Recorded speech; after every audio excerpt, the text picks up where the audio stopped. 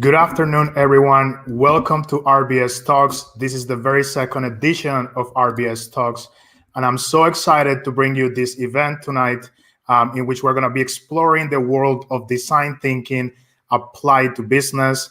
We have a lot prepared for you. I'm going to be showing you what we've been working on within RBS Talks, but also students have been researching the topic of design thinking for months, and they're very excited to show you what they were able to find and all of the methodologies and tools that they want to share with you so you can actually start applying design thinking within your business today. Thank you so much for connecting this afternoon. Make sure that you let people know that we are about to get started with the second edition of RBS Talks, and I'm really thrilled to have you join us this afternoon. So I'm going to give you some more context about what RBS Talks is and what we're about. In RBS Talks, we're all about the future. We really want to explore what is the future of business and bring those topics, bring those trends, bring all of this knowledge to the now, to the today. So that's what we're going to be doing within RBS Talks. I'm going to explain you a lot of exciting plans that we have within this platform, but this is what we're about. We are about exploring the future of business today. RBS Talks is really a knowledge sharing platform. And the idea with this knowledge sharing platform is that we have a platform in which anyone can participate, anyone can join and take place, collaborate with us, collaborate with the Rotterdam Business School, collaborate with our students, with our lecturers, and also that we get to strengthen our collaborations with industry partners and with the market itself. For RBS Talks, we've decided that the verticals and the topics that we want to be focusing on from now on are going to be digitalization, leadership, circular economy, and purpose economy. Why these topics? Well, we believe that these topics are the ones that are driving innovation within the business world, and that's exactly why we want to be paying attention to those topics, and we want to bring those conversations of the trends, what's happening to today's business world.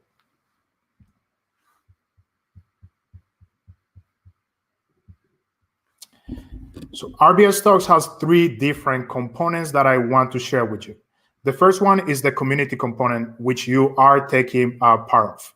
We're going to be hosting this knowledge sharing event and these community events for you to get familiar with the things that we're doing, but also to join the conversation, to learn from what we've been researching. And that's what the community platform is going to be all about. We're also going to be sharing our research and what we do within the research center, but also the research that our lecturers have been doing and the one that our students have been doing in collaboration with partners or in the market and industry partners. And then lastly, the digital media aspect is very important for RBS Talks as well. We've chosen digital media because we believe this is the best way to communicate the research and also to host the community aspect that I was discussing about. So you can expect from us social media engagement, blogs, podcasts, videos, newsletters. We're going to be exploring all of these different forms and shapes of media to make sure that we bring you the latest of this in the business trends so you can actually start applying these topics, applying these tools today. Now, everyone has an opportunity to participate within RBS Talks. We're going to be listening today and we're going to be learning from our students from the Rotterdam Business School, more specifically our master students, our master candidates in the consultancy and entrepreneurship program. But our alumni, our lecturer, our research center is also going to be a key element of RBS Talks.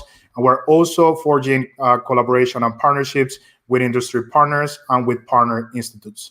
So if you're in the audience and you currently want to be part of RBS Talks, feel free to reach out and let us know. There is a space for you to take part of this initiative. So for today's RBS Talks edition, we're going to be discussing design thinking, and we explore this topic in collaboration with La Innovation Kitchen. I'm going to tell you a little bit more about our partner in 1 second and why we've chosen that partner. For this particular edition of RBS Talks, this edition is organized and presented by master students. And these are our master candidates within the consultancy and entrepreneurship program.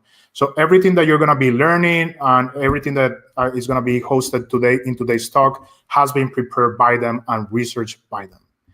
Now, we're bringing these RBS Talks formats in partnership with industry players like La Innovation Kitchen, and we're going to be hosting this particular format hosted by students only twice a year. If you want to learn more about the Masters in Consultancy and Entrepreneurship, feel free to go to our website and see what we are actually planning and what we actually do within this program and how you could potentially be part of this program in the future.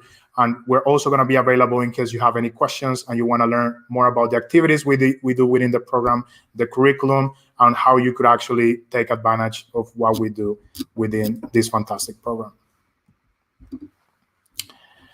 One disclaimer before we get started: this event has been designed, it has been prepared, and it's also mainly hosted by our candidates with the full support of the Rotterdam Business School and also with the full support of our master's department. And that's essentially how this initiative comes together in the shape of RBS Talks. I want to tell you a little bit more about our partner, the partner that we've chosen for this particular edition. When it comes to design thinking and innovation, we couldn't think of a better partner than La Innovation Kitchen, which is a consultancy firm that is actually operating in different places in the world, but they're hosted mainly in Spain. La Innovation Kitchen worked side by side with our students to make sure that they had all the tools available and all the knowledge available so they could actually explore design thinking in depth. La Innovation Kitchen wants to make sure that innovation becomes part of your culture. So if you're curious to what they're doing, you can always go to their website, Google them, and find out more about how you could potentially collaborate with them or how you could potentially work with them. This RBS Talks edition is going to be hosted by myself. It is a pleasure to have you here. My name is Andres Campo, for those of you who don't know me. I'm a senior lecturer at the Rotterdam Business School, and I teach entrepreneurship, digital marketing, and project management. This event is going to be facilitated by the following speakers: Nigel Lalman, Boris Rumiantsev, Tanay Boshwani, and Thomas Asin. They are all candidates of the Masters in Entrepreneurship and Consultancy. Now, this event wouldn't be possible without the help of our contributors, which actually worked in group with our amazing facilitators to put together this research, put together this content that you're going to be learning from today. I'm going to quickly run you down through the agenda so you get an idea of which talks are we going to be hosting today, and so you can actually plan for the one that you're most interested in. So hopefully you stay for the entire event. We would love to see that. I also want to make sure that you understand that we have a section, a comment section within the YouTube Live that you can actually use to interact with us, interact with the speakers, and with the teams that are going to be presented. So if you're liking what you're saying, if you want to share something, if you have a question, it's very important that you use the comment section to interact with us. We're going to be paying close attention to this comment section, and we're going to make sure that we answer all of your questions.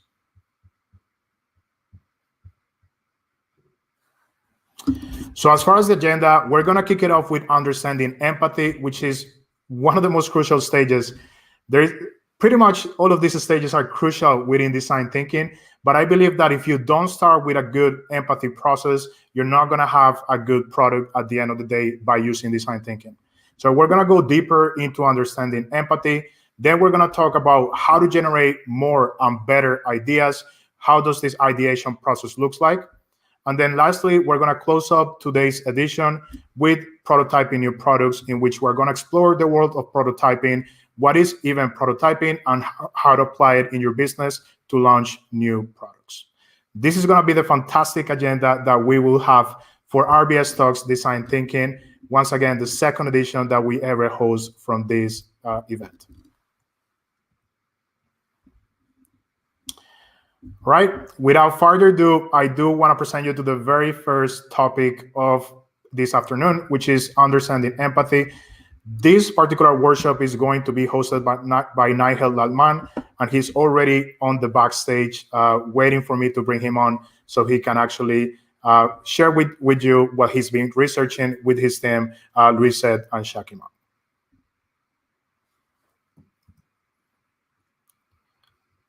Allow me 20 seconds so I can bring in Nigel into the stage.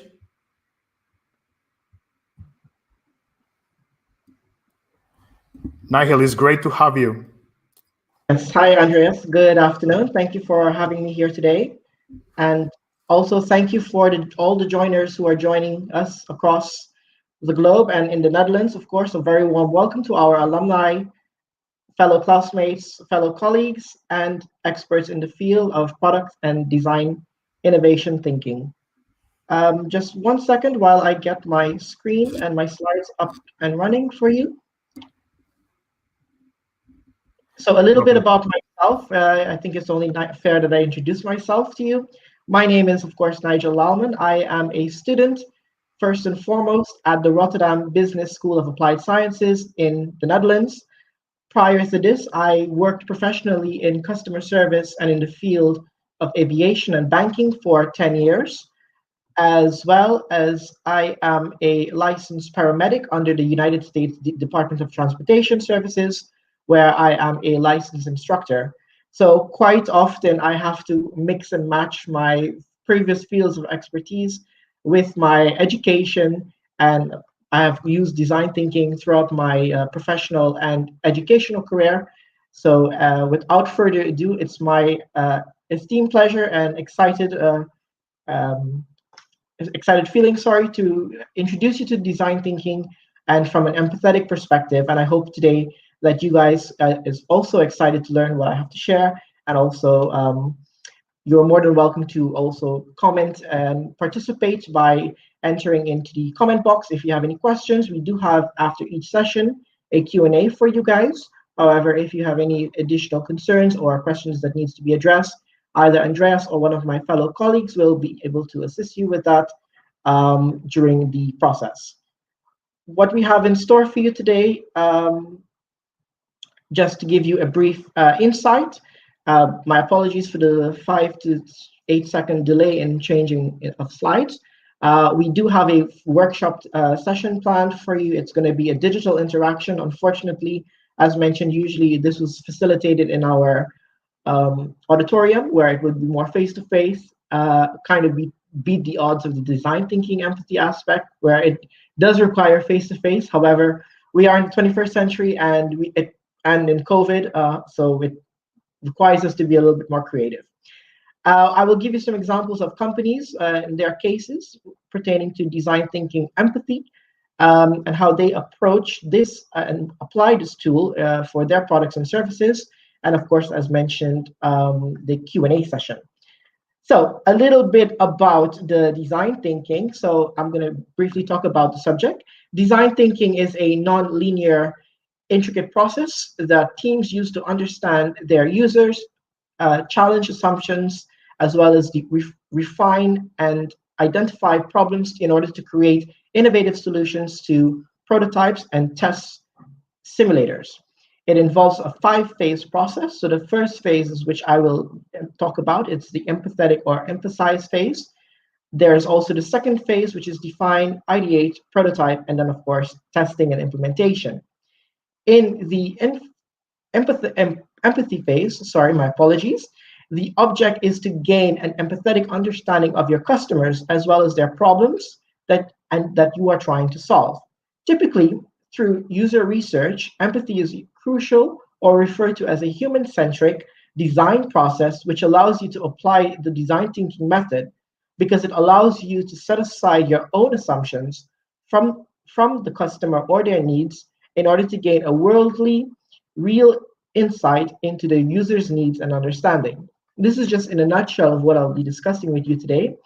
I will now move to just briefly explain what is the define stage, which is the state of your user's needs and problems, where at this time it's accumulated information gathered through the empathetic phase. So as you might notice in my chart or in my image, they sort of all flow into each other. However, at the end, it flows back into empathy, and I will touch base on that at the end of my presentation, and I hope for you at the end you can see the reasons why as well. So in the define stage, my apologies, you define what you call the so-called problem statement by creating persona profiles in order for you to keep an effort towards the human-centric approach in order for you to move on to the ideate state. And in ideation is where actually the challenges are assumed, and you start by creating ideas. Ideas can be generated in the form of brainstorming in particular, but I know my colleague is well prepared and he's eager to give you feedback and information pertaining to this. In the prototyping, this is where you start creating or speculating solutions towards the problems, as well as creating what procedures and understanding of scale ups or what versions your products or services may begin to look like. In your testing phase, this is where you try out your solutions, where you evaluate and you apply rigorous testings to your prototype in order to work out the kinks to move into its implementation phase. So as I mentioned, we have planned for you today also a very interactive workshop session, and no workshop session will be incomplete without an activity. So while it takes for your slide to change, I will ask you to grab simply a piece of paper. It can be blank, and you're going to fold it for me into four quadrants. So 1, 2, 3, 4, very simple. And then you're going to need a pen. So piece of paper and a pen. I will give you a few seconds in order to grab those items, and then we can begin. If you like, you can number them at the top of the page, numbers 1, 2, 3, and 4. And be sure to divide them into 4 equal quadrants because you will need them as we go through our workshop today. For those of you who are just joining with us, thank you once more. Welcome to our workshop on design thinking. My name is once more Nigel Lalman, and I will be walking you through the empathy phase of the design thinking process. Okay, so what is empathy? And I'm pretty sure this is a word that we are all familiar with in our daily lives and in our professional capacities. But what does empathy really mean when it comes to the design thinking process? Well, empathy is addressed by exploring 2 main aspects, the emotional and the cognitive aspects. From a theoretical perspective of design thinking seems to refer in practice or as a creator of means or even as a problem-solving activity in which it aims to understand how an empathetic approach can be used in the design context. This aspect then further analyzes by using the results of larger workshops and feedback throughout the design thinking process where it can be applied to solve your customers' wants, services, and needs. The emphasis part is the first stage in the design thinking process, which allows for the following stages to be summarized with, as mentioned before, define, ideate, prototype, test, and implement. In order for your goals to be achieved as an empathetic designer, you must gain the understanding of people and how your design can contribute to solving their problems, wants, or needs. The process involves various elements such as observation, engaging, and emphasizing with people you are designing the product for in order to understand from their perspective or experience or what motivation factors in which may immerse you into their physical environment in order to gain a deeper understanding of their issues, needs, challenges, wants, or perspective. The idea of empathy is the primary means of understanding another's mind, as well as it takes serious analytics into traditional philosophy until it's very recent. More so, the emphasis part of the design thinking is rather intuitive or direct, which can be characterized as face-to-face forms or interpersonal encounterments. Unfortunately, due to the COVID situation where we are all working from home or rather had to come up with semi-unconventional means in terms of digitalization, this can impact our empathetic process. I will explain you further in my workshop how we can actually tackle this. There's different layers when it comes to empathy. Sorry, empathy throughout the years. So, for a brief history of empathy, has now become more an important, valued aspect in the design thinking process than it has ever been before. I'll give you a brief introduction or overview of the history of the design thinking process and how empathy has developed throughout the years. During the Industrial Revolution, empathy, or the interpretation of feedback, rather, created loops or loopholes in which the designers, makers, or creators of products and services used the information that they received in order to create mass productive products for volumes or companies who had a push system. In order to better understand their customers, they had to align their specific design and products and prototype in order to gain what their customers really needed. It was more of the mass production rather than a customized make to order. In 1985, an industrial designer pioneered the empathy aspect of the design thinking process. Little did he know the influence that he had back then, where he completely immersed himself as a 85-year-old woman to understand her wants and needs in her daily life. This forced a layer of understanding and putting himself in the perspective of this persona of an 85-year-old woman to understand her needs and desires. Moore pioneered the empathetic model, which focused on the design of users' abilities level in order to produce products and services which embraced the desires of the primary user and primary purchase equality for the design thinking process. In very short, he by doing research and development and focusing from his customer's perspective, he rather shifted the empathetic approach to a very human-centric or human factor methodology in the design thinking process.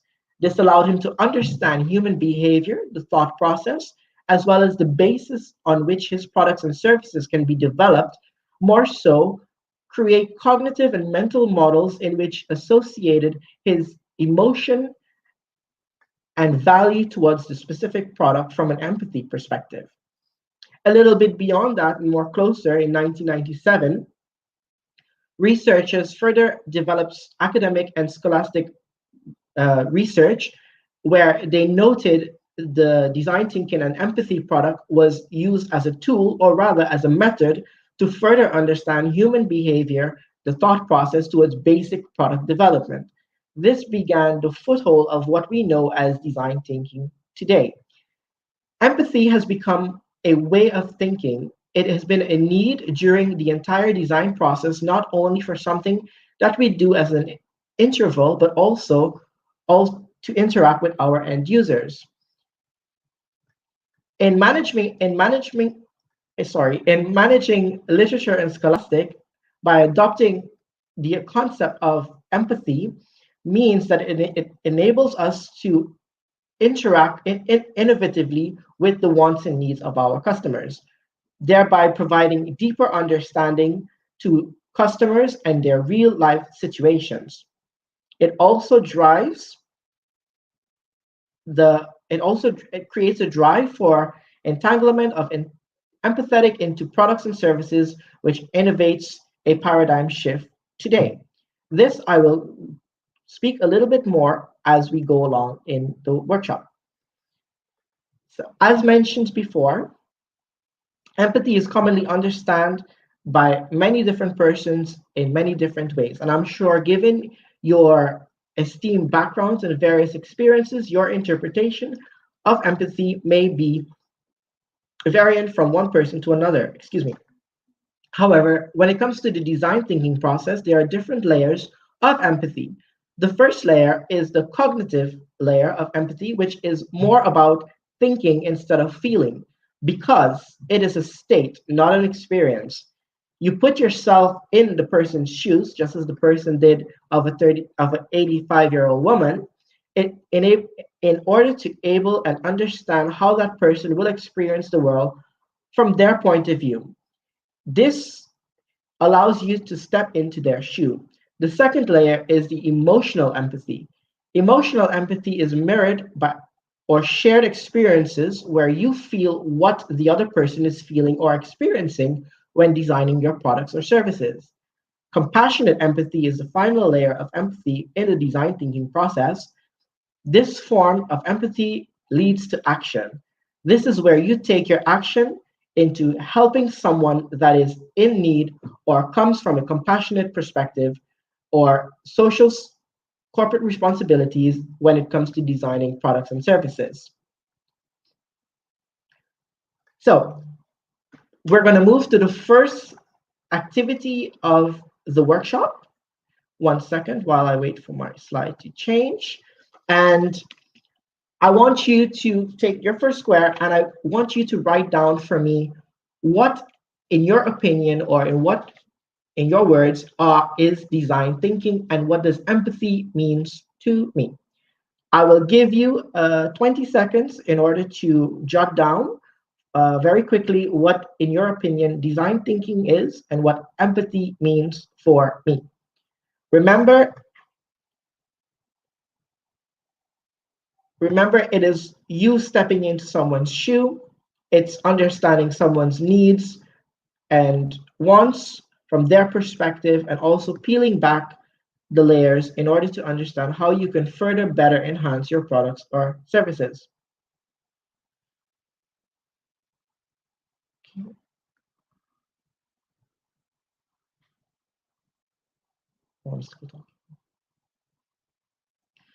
Okay.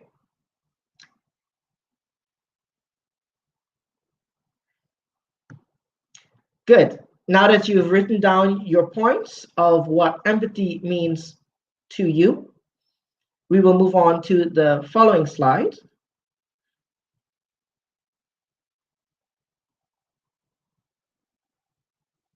Is there a lag?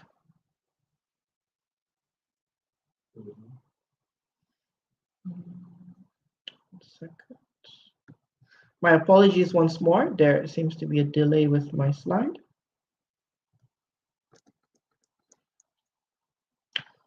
Right.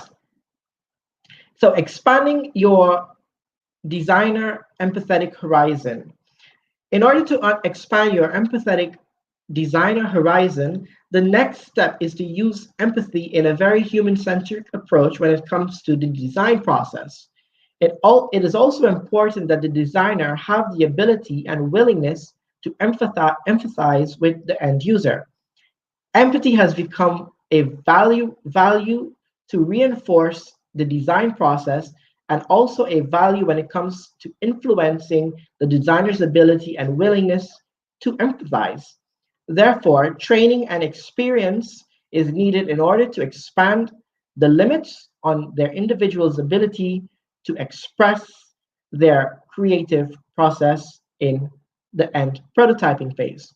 There are several types of techniques, my apologies, which may help you understand the design process. So the first being research technique, which allows for establishing direct contact between the designer and the user. For example, using videography, contextual interviews, and in order to gain empathetic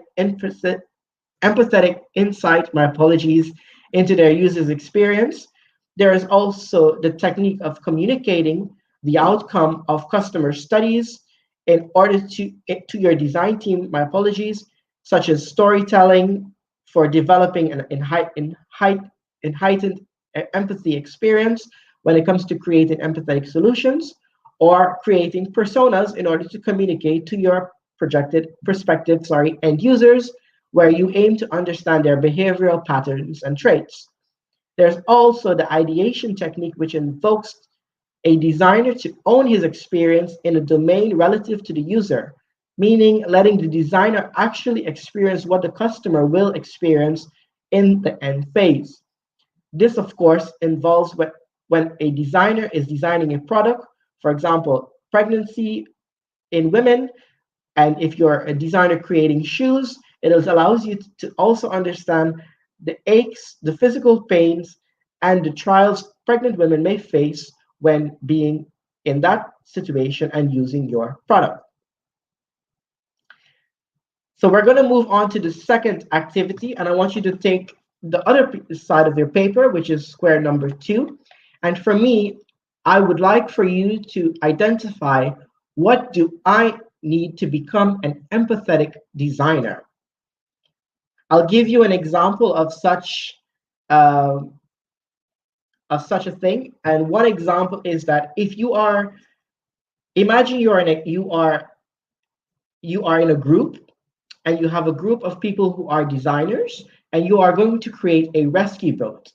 In order to understand the experience of what it means to be rescued at sea, the group has to rescue each other by swimming in a pool, right?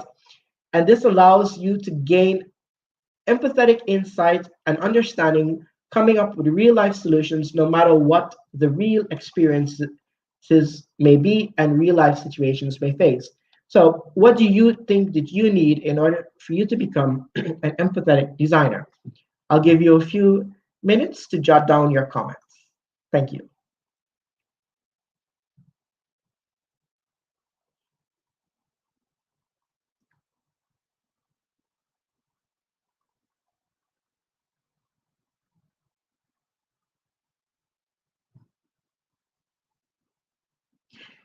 Thank you.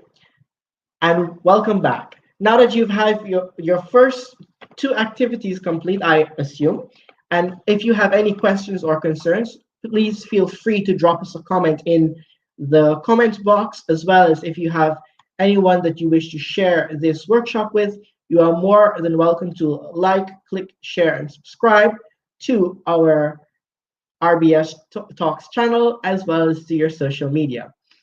Now, I'm going to move on to another part of my workshop where I'm going to give you some examples of companies who have applied the design thinking process, but more so the focus towards empathy and what that meant to these companies.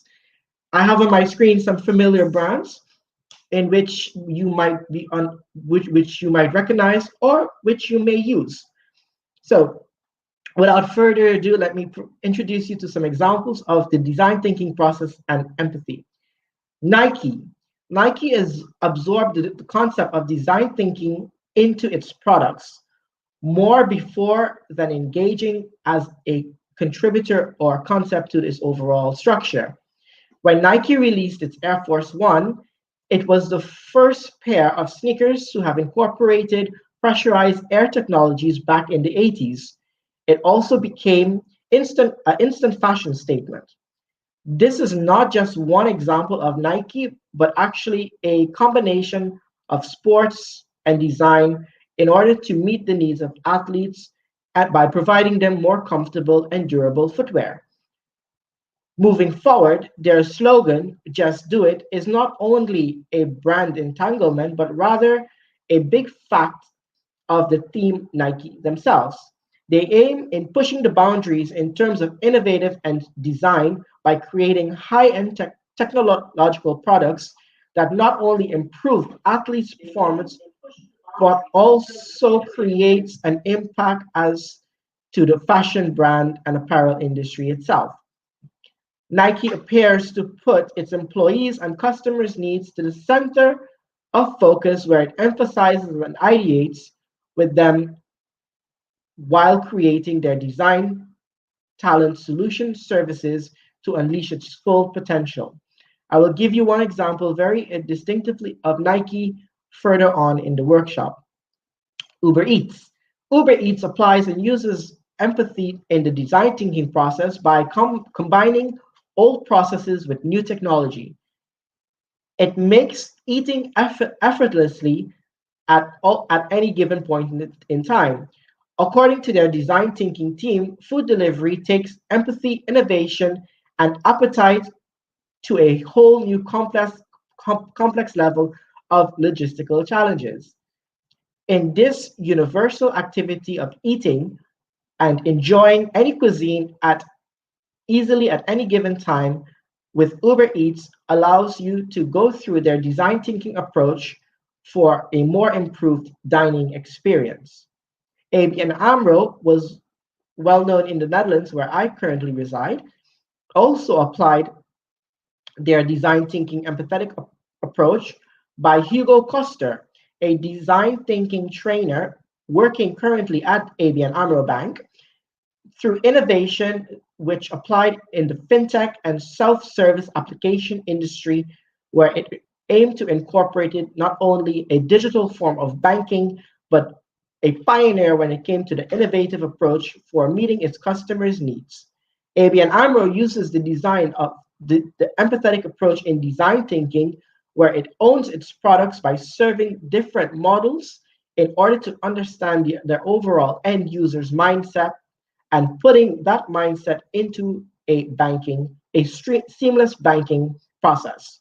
Airbnb, for example, a Airbnb example fell very close to bankruptcy in terms of revenue in 2009. However, by applying their design thinking process, is now able to turn their company into a success. This was done by a three-man experiment team, which aimed to set a non-scalable, non-technical change throughout their business model, which allowed for traveling around, rent a camera, renting a camera, and understanding what their customers face in their properties. They also applied empathy by using and building specific strategies around the transformational industry and turning it into a billion-dollar industry where you know Airbnb today. So I aim to give you an example of Nike, but before I do that, I want to play a game with you. So we're going to take our third piece of paper or our third square, and I want you to imagine that you are employed with Nike, if you're not already respectfully doing so. I would like you to design for me your task is to redesign the above mentioned product, so a typical Air Jordan, and you want to make this product more appealing to females. Now, I know that females do wear the Nike brand. However, your task is to apply a redesigned empathetic approach towards the traditional Air Jordan sneakers and make it more appealing towards females. How can you do this? Well, by applying the tools of empathy. I want you to state for me what type of observational techniques you may need to do in order to gain customers' insight on how females may respond to their Nike Jordans, as well as what other activities you may participate in order to gain customers' insight. Remember, empathy is the first step in the design thinking process because it is the skill that allows us to understand and share the same feelings of others. Through empathy, we are able to put ourselves, no pun intended, in someone else's shoe and allow us to connect with how they may feel and whatever problems, circumstances, or situations they may overcome. I will give you a minute to jot down quickly. Once more, I want you to write for me what observational techniques you may apply towards the shoe apparel industry for females and how you may go about conducting certain ways of gaining customer insight information. Thank you.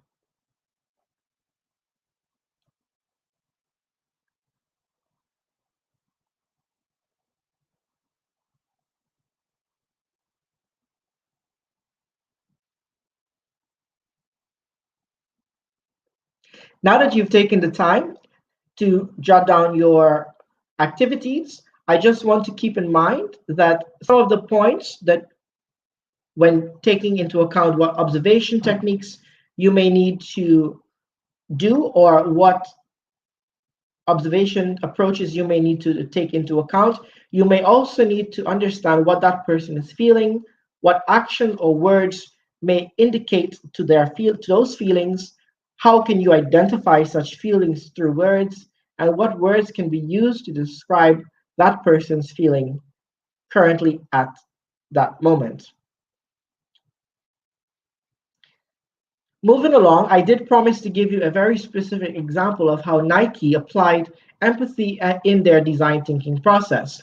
Well, Nike, along with Adidas, or MI Adidas, at that point in time, which was further referred to Nike ID, offered customers the opportunity to specialize and customize their own shoe via their website. This allowed the basis, for standard listings to be customized in terms of size, fabrication, color application, and so on. For a sports shoe model, the customers had the ability or possibility to choose their own colors, material, design, lacing, level of comfort, and infrastructure. On my screen, you will see a very clear example of how the Nike platform is still applicable today, where you can create, customize, and design your very own sneakers to your own personal needs. My apologies. Nike not only is consistently working on its fashion credential, but also Nike has a Nike Lab, which oversees all user inputs, clicks, and customers' buying behavior. Nike is also focused on the needs of their customer loyalty model, which is also part of the design thinking process, where it allows for cutting edge data analytics software, to be understood and analyzed, where the design thinking process can be redefined or realigned to their end user customers' needs. They are very aware of trends, but in order to push forward, one of their innovative agendas that they identified is on working on long-term lead times. So, for example, the specific selection of models and shoe size, selection of colors, materials, upper lining and lacing, the possibility to incorporate a motto or a picture, flag, or color design in their shoe, as well as the confirmation of the differentiated segments they serve, also plays a very important aspect or understanding when it comes to Nike's consumers' wants and needs, which is applied by the design thinking process. Moving along, which Nike ID not only created an impact in the apparel shoe industry, but it also paved the way for several other companies to also apply their design thinking process and and realign their strategies to cater to growing demand. For example, in 1999, Nike was viewed as the fastest growing business unit, where their custom chinos accounted for more than 70% of the shoe sales. This also prompted the success and promotion of others such as Target, JCPenney's, as mentioned before, Gap, LL Bean, to also begin offering similar customization of their products and services by late 2004. So the gap of 1999 to 2004, Nike was well ahead within capturing the market of customized products by using empathy and the design thinking process. When thinking about the key components of online customization strategies, you might consider current capabilities, external factors, and how online customization will help or hurt your bottom line. Very good tips to take into consideration. So, what are some of the empathizing methods, and how can we apply them to our business models? Well, very simple. There are four components which comprise of this. It is developing an empathy building skill in your employees. It's getting in touch or embracing your inner Joan Goodall a deeper, dig deeper with improv, and stimulate to create the right mindset. I will briefly go into each one of these factors for you. So, in the design thinking, empathy is, according to IDEO, a very human centric design toolkit, deeper understanding of the problems and realities people may face to whom you are designing a product and service for. So, in order to do that, we need to understand the people's environment and challenges that they may face. It is stepping into their shoes, as mentioned as before. Getting in contact and embracing your inner June Goodall. Well, who is, first of all, Jane Goodall? My apologies for pronouncing her name wrong. Well, she is a primatologist who's mostly known for her long term studies in the wildlife chimpanzee reserve area in Tanzania. She applied a contextual inquiry or situation where she aimed to understand the chimpanzees in their natural habitat. This allowed her, by taking, her example, where we can learn about our customers and their environment by doing research and offering much more actionable data, taking into concept the inquiries of customers to show rather than to tell them what they might need in terms of our offering. You'll be able to observe them in their natural habitat and eliminate any bias from our selective memory. This is how Jane Goodall adapted and learned and gained the trust of her primates in the chimpanzees in her natural habitat. Improv is or improvisation of scenarios can be done in order to facilitate or forecome unfiltered and also underlying honesty when it comes to the value sharing. Spur of the moment reenaction of improvised situations sometimes can be in the form of body storming or in the form of service storming throughout the design thinking process will allow you to gain the physical experience and core attitudes and attributes associated with the problems your customers may face. It also allows you to plan, spot, and eliminate certain challenges beforehand and how you can design your product and services in order to mitigate those. And finally, stimuli. By offering stimuli such as using visuals, audios, or stimulated experience from one customer to another brings out the true feeling of your actual product or service being offered. Sti- by creating stimuli, you create the right mindset and it creates an opportunity for you to focus either in a group or in a single design setting for greater understanding and engagement to your physical product. It also involves body storming, which is thoughtfully crafted in order to create credible insight from the participant's perspective. Now, what does this all really mean? Well, as you know, due to the onset of the global pandemic of COVID 19 from the onset of 2019, which is carried throughout 2020 and beyond, does not seem to be changing anytime soon. What this means is that companies are forced to either re innovate, re strategize, or rethink their approach to their customers or by rethinking their products and services in which they currently do so. One good example is that we are now more virtual than before. So, in order for you to understand your customers' needs and wants, we may need to reach out to them via digital platforms such as Zoom or StreamYard or YouTube, like we are today. Gaining an empathetic understanding of the challenges and wants and needs of customers can be difficult. More so, through digitalization, you lose the means of a face to face interaction, therefore, allowing you to be more creative in order to gain further insight of your customers' wants and needs. Freelancers are persons who work for themselves or in a contract or consulting case by case base. Freelancers are readily and easily adaptable to any customers and or company that they serve.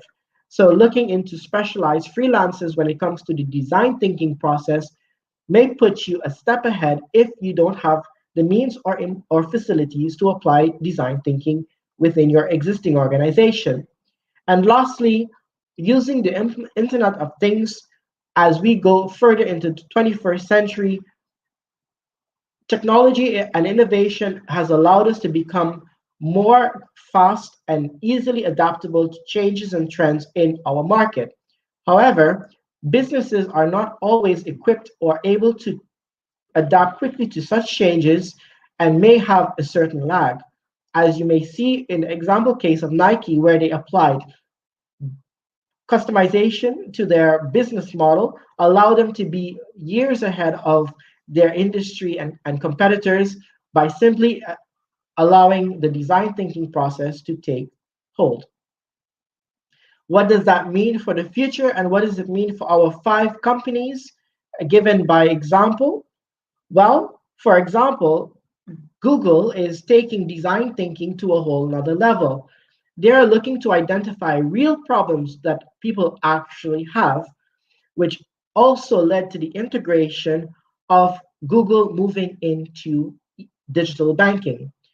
According to large fintech group, Google is entering into a partnership with Citibank and Standard Federal Credit Union, where it offers the user's experience of a digital wallet by seamlessly linking their banking and existing account information to their Google accounts for seamless pay.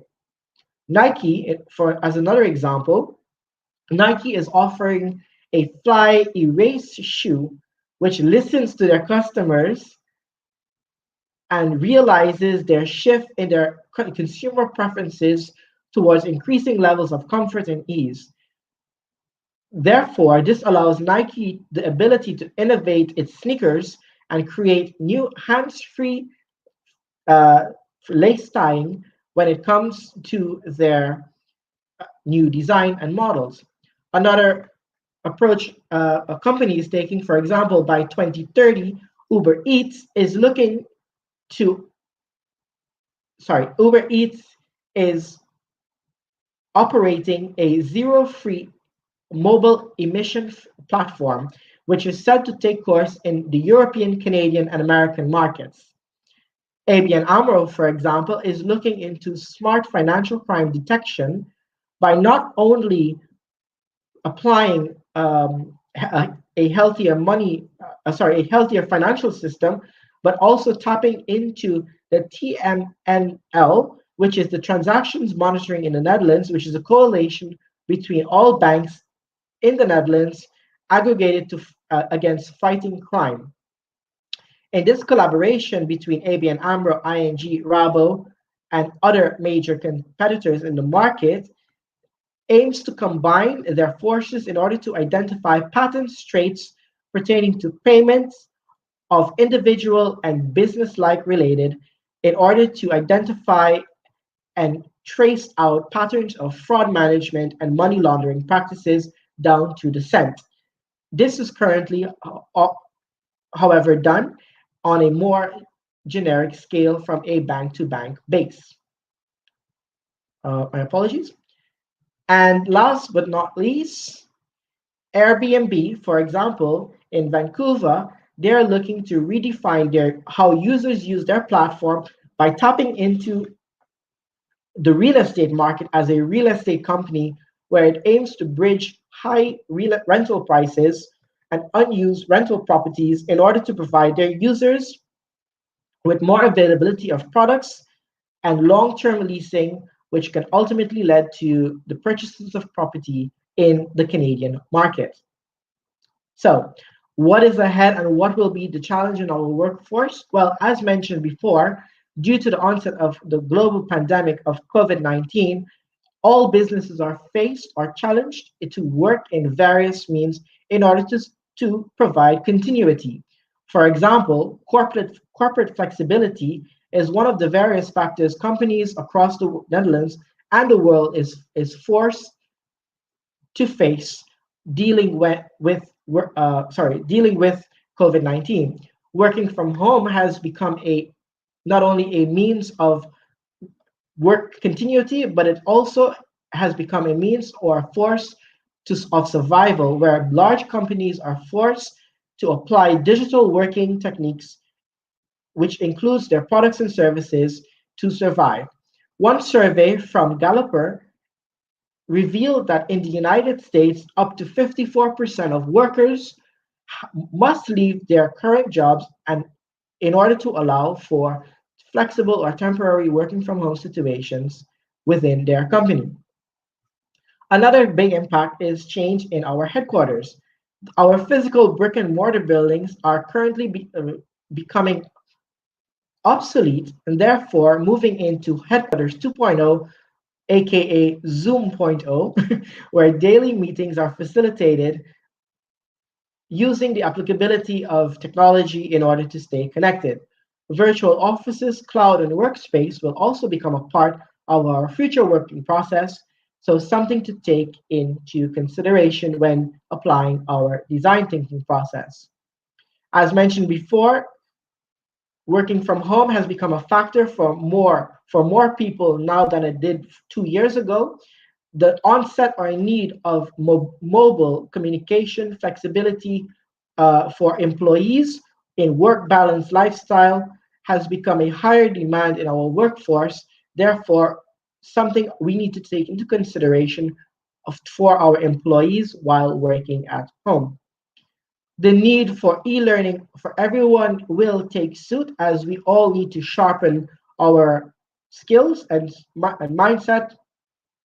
Digitalization will consume the workforce going forward, therefore needing the strength and ability to sharpen our uh, day-to-day technological abilities. Businesses attire is going to retire. Indeed, as you may be in the comfort of your own home, we may be caught up with, for example, switching from business to personal setting. So it is important to be mindful that a trend amongst the younger Gen Zs, they feel more comfortable in their personal attire than working in their business attire. And last but not least, looking at it from the videos perspective, videos will become a heart of change. For example, as mentioned before, Zoom 2.0, WebEx or Hangout, digital means and platforms will become the new co-creative space when it comes to designing products and services, therefore offering a means of business continuity. So one tool that which allows us to understand, I apologize, my slides are getting away from me. 1 second. Yes. So one tool which allows us to really understand the design thinking empathy process is by applying the empathy map. And the empathy map is divided into 6 sections. And more so, the first 2 steps allows us to identify or to define what actually is our goal. In the first step entails identifying who you're trying to emphasize with, what is the relations of our game, what is understanding our audience. So for example, in the case where I ask you to create a Air Jordans for females, for example, here's where you would specifically narrow down your scope to female, demographic segmentation, size, design, and identifying which groups within the female category, for example, you will address. In step number 2, this is a crucial step when it comes to identifying the task which needs to be done to your target audience. Therefore, it allows us to understand the task and the decisions in order we need to make based on this individual's daily life. We need to understand what is it exactly this individual do, what is the differentiation factors, what jobs would need to be fulfilled, what decisions need to be taken, and of course, how do we know whether these decisions will be successful or not. And our step 3 is what do they see? What will our customers see or audience or end users experience when our product enters the market? For example, what do they see? How will our product look on the marketplace? How do we identify our immediate environment? And what are they saying or reading about our products?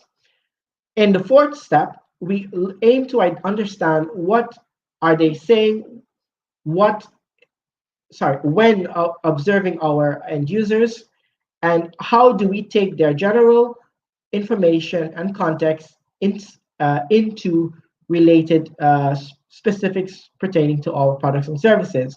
We need to ask ourselves the question, of course, what do they say?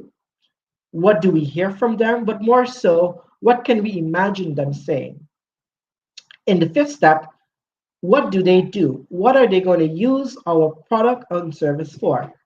For example, setting aside specific guidelines, or we know in this case, which is the Nike Air Sport. So most likely we want to target our demographics who are females in the sport industry. And finally, what do they hear? What at this point we should aim to identify and understand the various aspects of what the customers may hear when it comes to our product and service. So we're almost to the end of the empathy part of the workshop, and I will ask you to take now your very last square, and I want you to write down what is it do we need?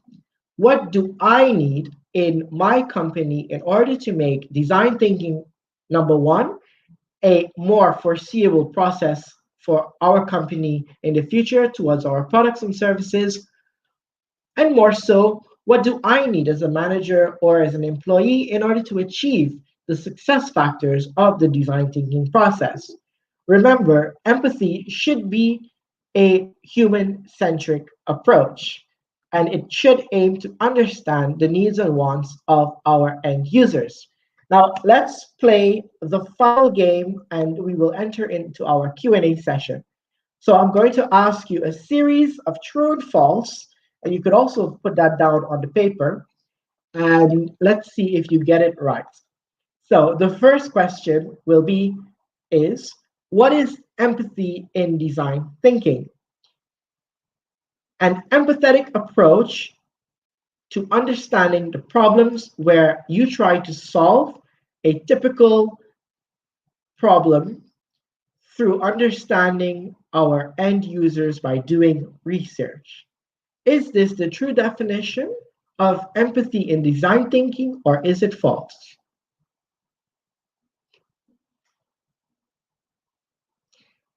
Thank you for your response. It is true. Following question, is empathy a human-centric approach in the design thinking process?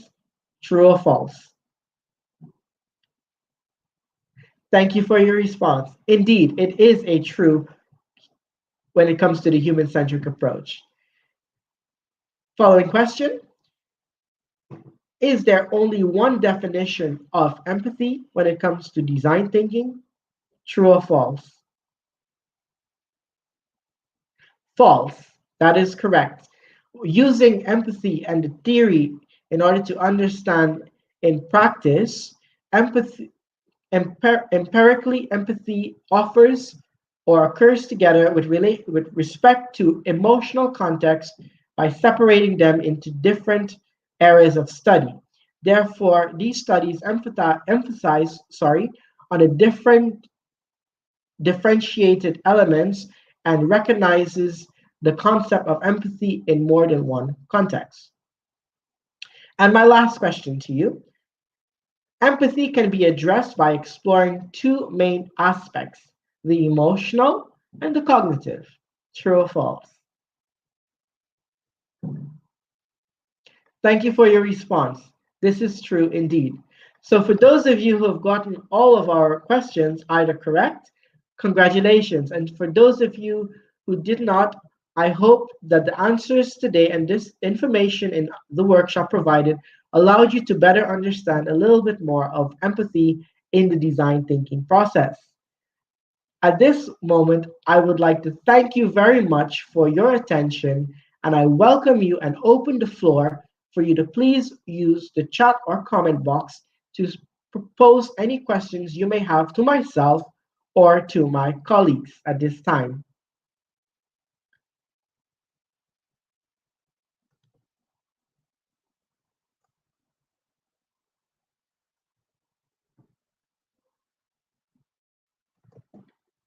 Please feel free, of course, to drop your questions into the comment box. I, myself, or my colleagues will be more than happy to um, help you and to address those questions for you.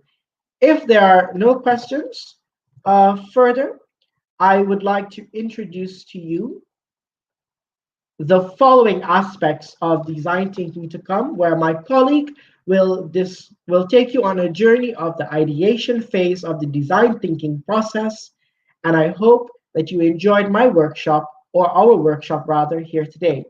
If you have any questions or concerns, or you wish to reach me or contact me, my information and contact details are mentioned in the following slide.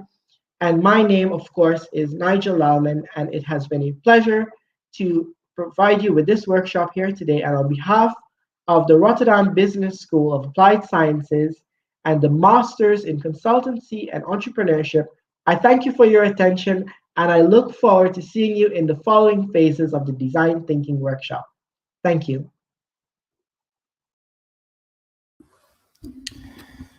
Thank you so much, Nigel. That was absolutely fantastic. What a crucial deep dive into empathy, which is a crucial stage.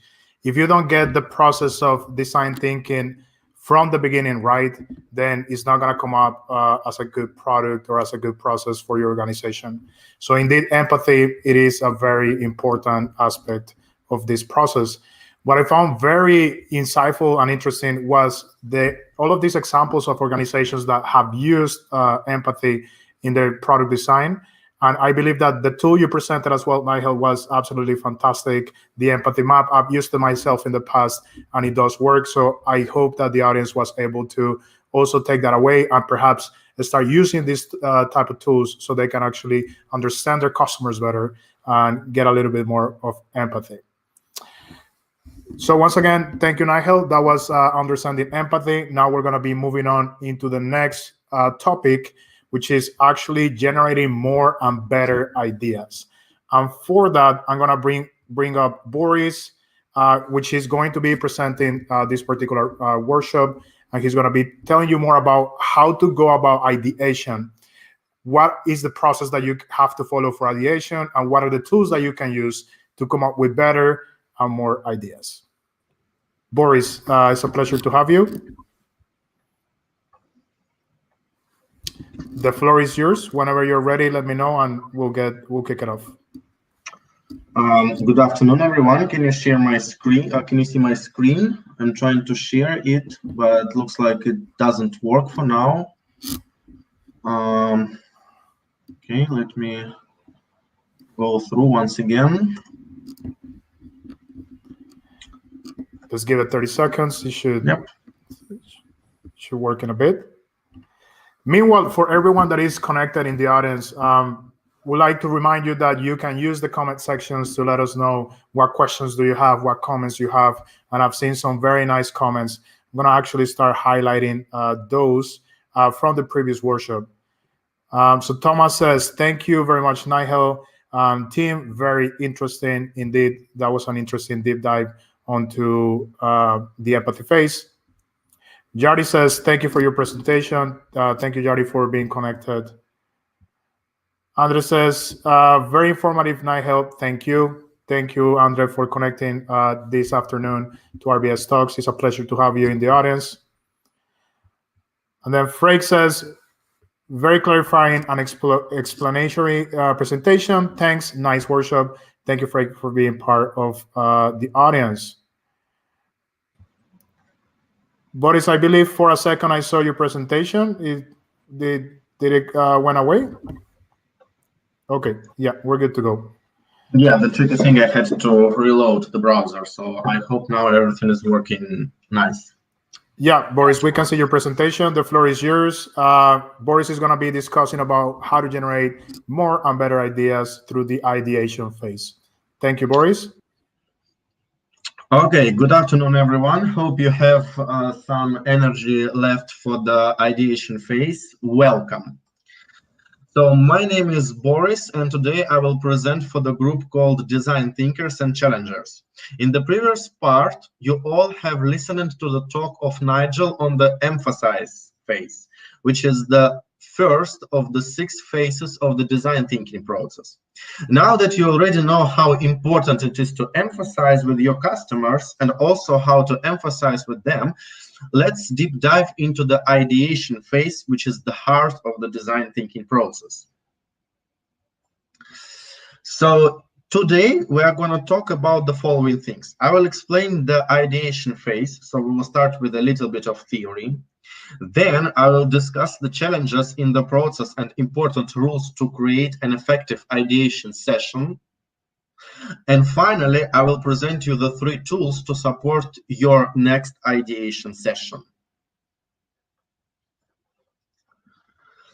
I hope everyone knows about Mr. Jeff Bezos, the founder and the CEO of the world's most valuable company, Amazon.com.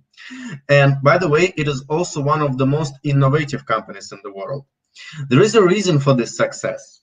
The reason is because of Jeff Bezos' principle of having an empty chair in all the meetings and brainstorming sessions.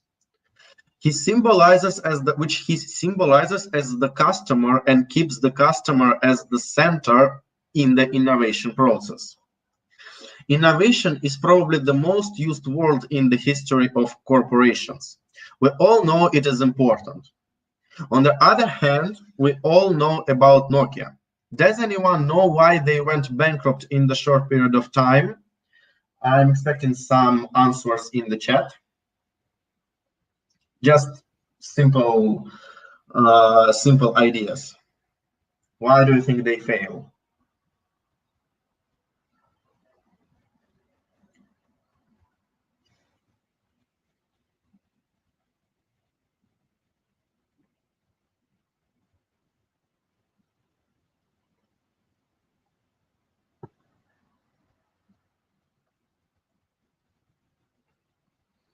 Because they failed to think as a customer. So we move on.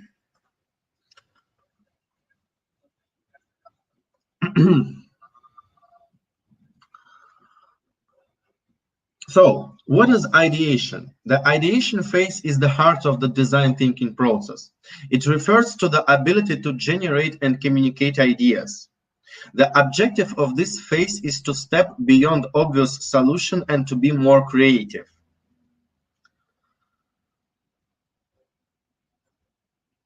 What are the benefits of ideation? First of all, ideation phase helps the team ask the right questions and innovate, focus on the customer's needs. Secondly, it gets obvious solutions out of your heads. So it engages the out-of-the-box thinking. Thirdly, it helps to generate much more ideas, exchange ideas. And actually, it is very important to understand that a combination of ideas also creates new ideas. And finally, it helps the team to innovate. So overall, it helps you to do your jobs better. It sounds very simple, but believe me, it is not. There are some challenges that you need to overcome. So what are the main challenges? First of all, lack of creativity. Many people are not actually prepared to generate creative ideas. They prefer to follow the instructions. Second challenge that you might face is judgment. It happens when people sometimes do not agree with your ideas and think that they are crazy. So you need to try to overcome that. I will tell you in the future how. The third challenge that you might encounter is group thinking. Everyone wants to come up with the ideas for the next Airbnb, Uber, or Instagram, but our creativity ends the moment we reach out for a pen. That's the problem.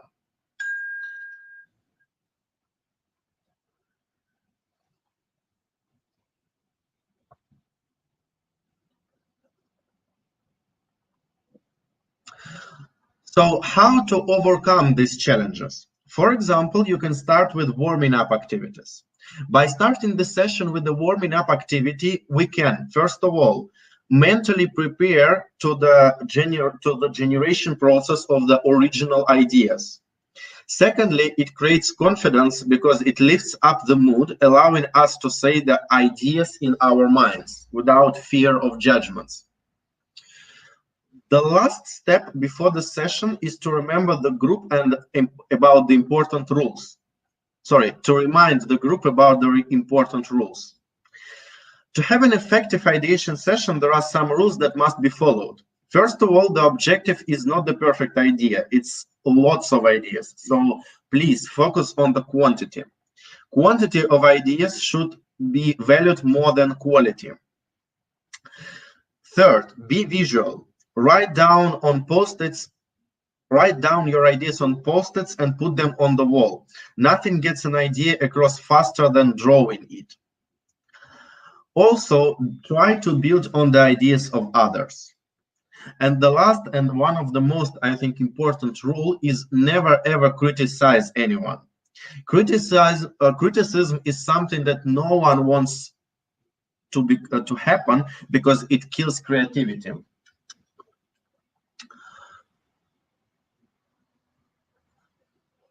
Now, the tools. Many tools can be used to ideate. For instance, analogies and benchmarking, blue ocean, brainstorming, I mean traditional brainstorming, brainwriting with 635 methods. There are many other tools that help you to make the ideation session effective. Did you know that classic brainstorming is widely used by Google? This is the case that Google has developed in its own brainstorming process. So let's see how brainstorming looks like.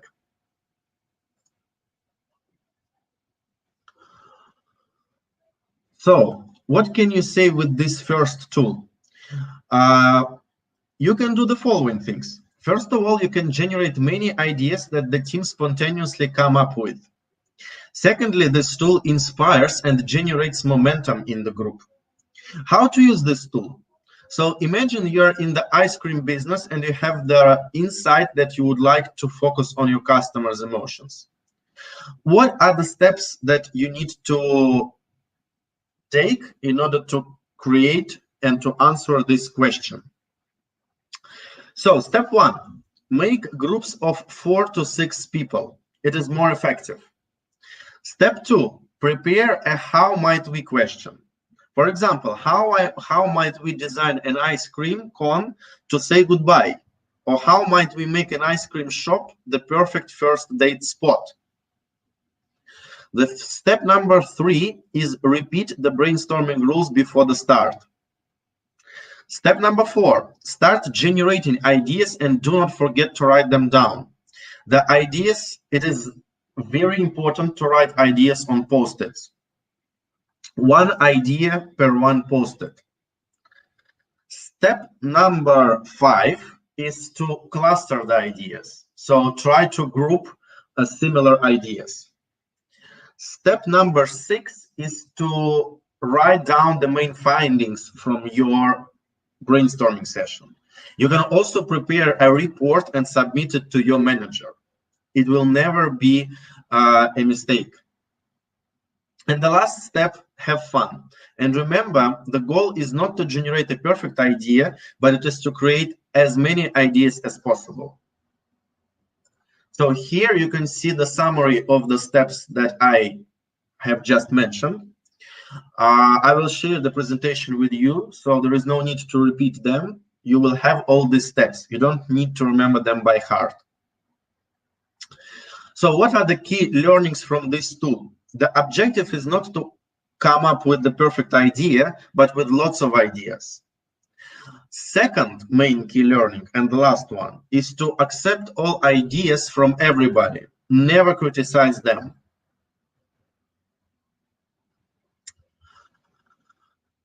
The next tool that we would like to discuss with you is brainwriting with the 635 method. The second tool that we would like to present is the brainwriting 635 method. This is the elected method to ideate in Curricula. Curricula is an America cybersecurity awareness training platform. What can you do with this tool? First of all, you can generate ideas or further develop other ideas that you already have. Secondly, you can structurally brainstorm. It is suitable to inexperienced and reserved people. So this method has more rules. How to use this tool? Now imagine you are in the nutrition food business and you want to get a new segment, for example, teenage girls. What are the steps? First of all, form groups of 6 people. Second, prepare again a how might we question. For example, how might we make holiday eating appealing to young females? Or how might we make nutritious food more affordable? The how might we question depends on the problem that you are trying to solve. Step number 3, give each participant a sheet of paper with a grid, 3 columns and 6 rows.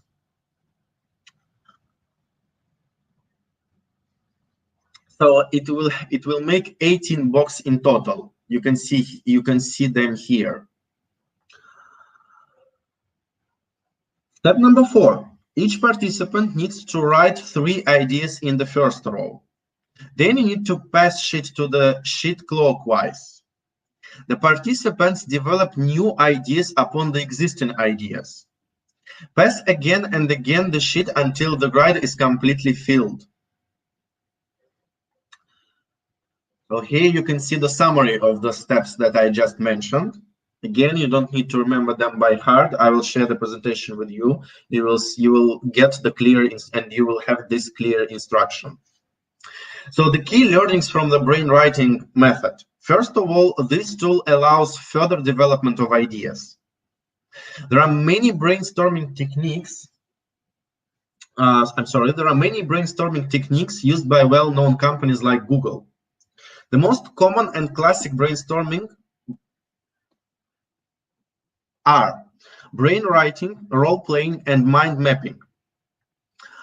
So, and now, what to do with the ideas? How to decide which ideas are worth testing? Again, there are specific tools for that. With them, we can evaluate and prioritize the ideas. For example, the 2x2 matrix, dot voting, and the ICE framework. Our team decides to present you the ideas assessment ICE framework. ICE stands for impact, if the ideas work and how significant is the impact. Second, confidence. How likely is this gonna succeed?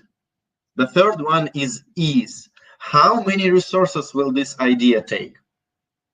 ICE is applied by giving each criteria a score from 1 to 10, in which 1 is the worst and 10 is the best score. The score is assumed and the result is the score is just summed up, and then the ideas with the highest score should be tested first. The ideas with the lowest ones should be either tested later or not tested at all. So now we are going with an activity. Imagine that you have a leaky bucket full of holes. How might we solve the leak issue of the bucket? I encourage you to put some of your ideas in the chat so we can understand how can we solve the issue of the leaking bucket. I'm not requesting you to use the brainwriting methods or whatever, just try to put some ideas.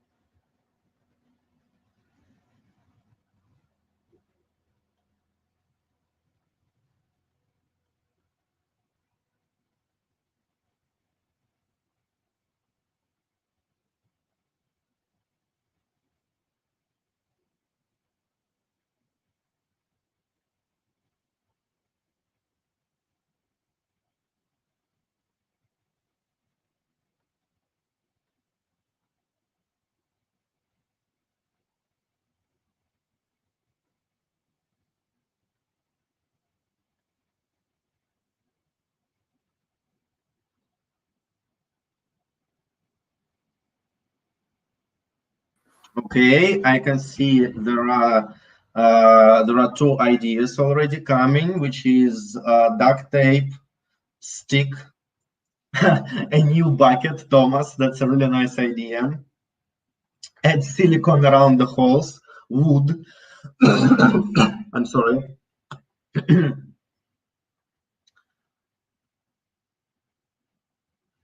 Okay, any maybe more ideas? I'll give you 30 minutes. Yes, it is an issue.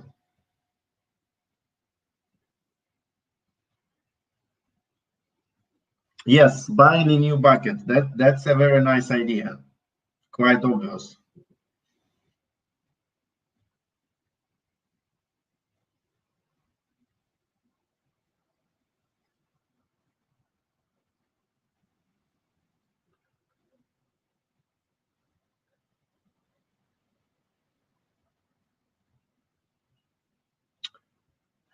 More water. Yeah, maybe that could be also an idea. Okay, thank you very much for your input. We took some of the ideas that you just presented, and now I will show how the ICE framework actually works.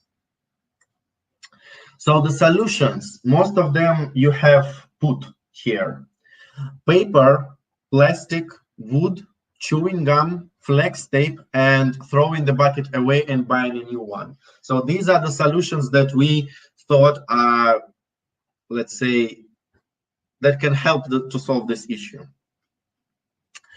Now we apply a score to each of the idea depending per each criteria, which is impact, confidence, and ease. After that, we sum up them and make a total. And then we prioritize them and we choose the ideas that have the most amount of points to test first. Maybe we will reject the first two ideas at all. So now we are going to the reflections and conclusions. Applying ideation techniques in the right way helps you and your team to push boundaries and think out of the box.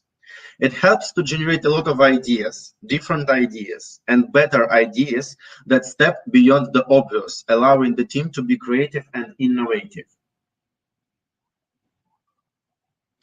It is crucial to remember and apply the rules to overcome the challenges and boost collaboration and openness. A friendly environment is the key. After an effective ideation session, you can filter and cut down the ideas generated into the best, more practical and most innovative ones using the ICE framework, for example, or other techniques. Doing that, it is possible to prioritize the ideas that should be tested or not tested at all. An effective ideation session helps you design better solutions, products, and services that will delight your clients. Yes, the chewing gum solution is, yeah, that's a nice idea, definitely.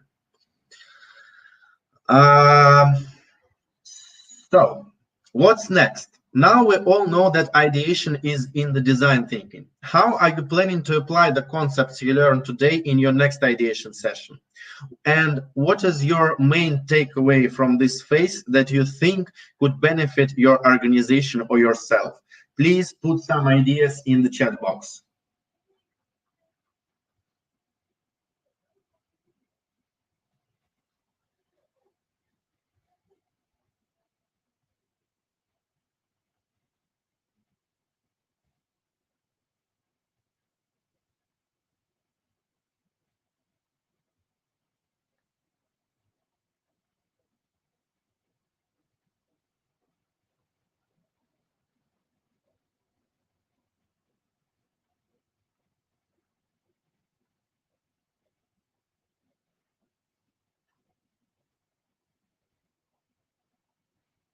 No criticism. Thank you very much, Thomas. Any more ideas, takeaways, or maybe concepts that you're going to apply to your next ideation session?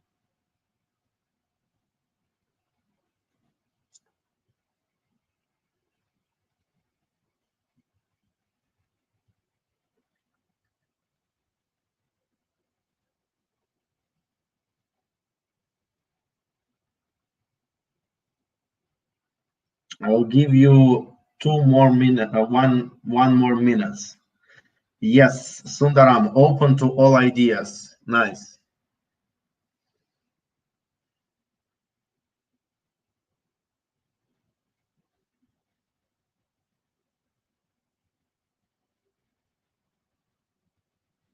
Fabiola, thank you very much. Appreciate that. Yes, the ICE method is definitely a very good one. Moreover, in some more advanced situations, people apply the weight to each criteria they want. You can be also flexible in that case. Maybe for you, the cost is a very important factor. So you can put a weight of 2 to this criteria, whereas to all others, you can put 1. It's also a good option. All right, thank you thank you very much for your attention. If you have any questions, please let me know in the group chat.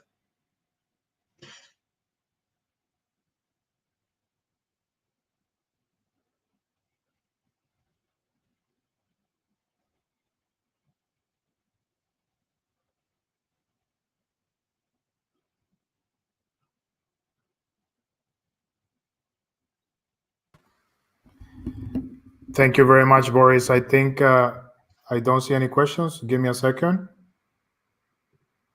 Freek says, indeed, out of the box and solution based thinking. Thank you for sharing, Freek. Appreciate it. Boris, fantastic job. Thank you so much for deep diving into ideation, showing us how is this even done at different organizations? What tools do we have available? What is the right process? What are the right tips? Personally, I really liked a couple of tips you gave, such as focusing on quantity and not quality, and also not criticizing other people's ideas. I think that's something that sometimes we tend to do without intention, and that might disencourage people to share more ideas. So great tips and great presentation. Congratulations. All right, Boris, thanks a lot. I'm gonna move on with the next presentation. Thank you everyone for watching, and still be tuned in to this second edition of RBS Talks, in which we discuss design thinking, we explore the topic of design thinking, and we have one more session, one more workshop prepared for you. And this one is very interesting because when you understand the problem your customer is having, that's the first step. Coming up with great ideas is also a very crucial step. But if you don't apply all of these learnings, and if you don't turn it into something that you can actually test, then you might not get the outcome that you're waiting for. Ideas are great, but without execution, you're not going to go very far. And that's why I'm excited to talk about prototyping new products. And this particular workshop is going to be presented by Tanai and by Thomas, in which they're going to tell you more about prototyping, what it is, how do you even go about prototyping, and also show you a little bit more about how you can get into this. So give me just 1 second as I bring Thomas in. Yes, Thomas, thank you. Good evening. Great to have you. Yes, I'm in it. Yes, there's a slide. Yeah, I want to thank you for hosting. First of all, you did a great job. Also, my fellow students, it was amazing, and I think Boris introduced this perfectly. Because without indeed the great ideas, you can't prototype. But yeah, vice versa as well. You can have great ideas, but if you cannot test it or cannot use it, it's useless. So that's what we're going to talk about today. So first of all, good evening, everyone. Thank you for still being here. I know it's still late, but trust me, you do not want to miss this. It is relevant for every business professional, and yeah, you're gonna make so much fun out of this. You're gonna use it. I'm 100% sure. So we're a group of 4: Ariana, Tanai, Marilyn, and myself, Thomas. And I have the honor to kick it off. So yeah, let's start by diving into the world of prototyping. I want you to take a look at this phrase. If a picture is worth 1,000 words, a prototype is worth 1,000 pictures. Interesting, right? I know. Okay, let's go. First, I have a question for you. I would love you to interact. So type in the chat box, what do you think of when you hear the word prototype? So what do you think when you hear the word prototype?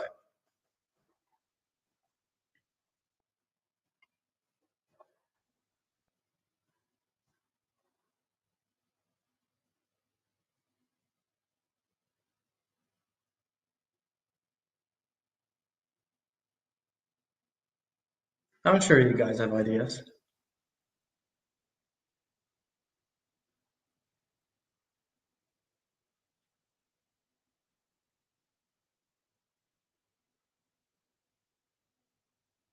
A quick version of a product that is not perfect.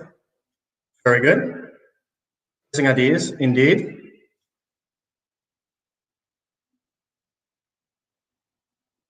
First draft of the product, very good, yes. Any more? Testing, yes, definitely. Testing. Yes, exactly.